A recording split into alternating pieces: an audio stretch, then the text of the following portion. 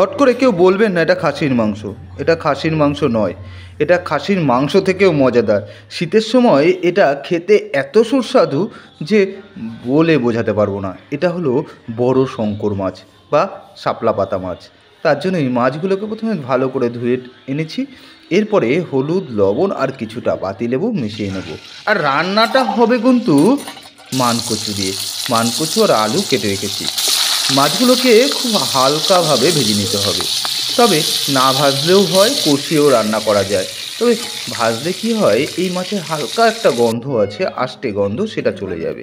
যাই হোক, ভাজা কমপ্লিট হয়ে গেছে এবং ওই ভাজা মাছের তেলের মধ্যেই কিছুটা দিয়ে দিলাম, কী বলুন তো, জিরে।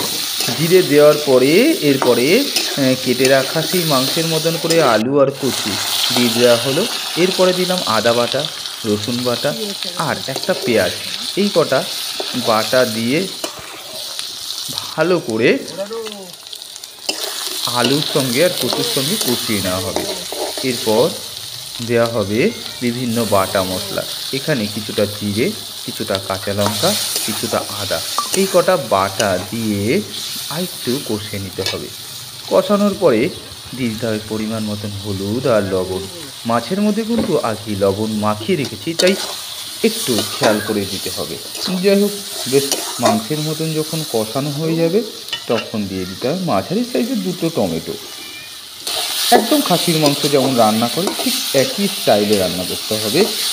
তবে একটু মাছটা পরে দিতে হবে। মাছ দেওয়ার পরে আবার কষাতে হবে, যেমন আমরা মুরগির মাংস বা খাসির মাংস রান্না করি ঠিক একই রকমভাবে। আর এই শীতের মধ্যে না জাস্ট অসাধারণ। শীতে এই মাছটা বেশ জমে যায় আর খেতেও অসাধারণ। গরম ভাতের সঙ্গে এই মাছ মনে হবে অমৃত।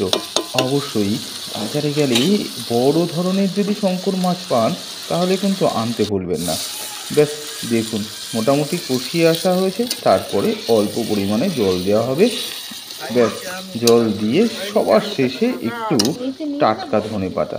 শীতকাল মানেই তো ধনেপাতা। ধনেপাতা ছাড়া কিন্তু কোনো রান্নাই হয় না।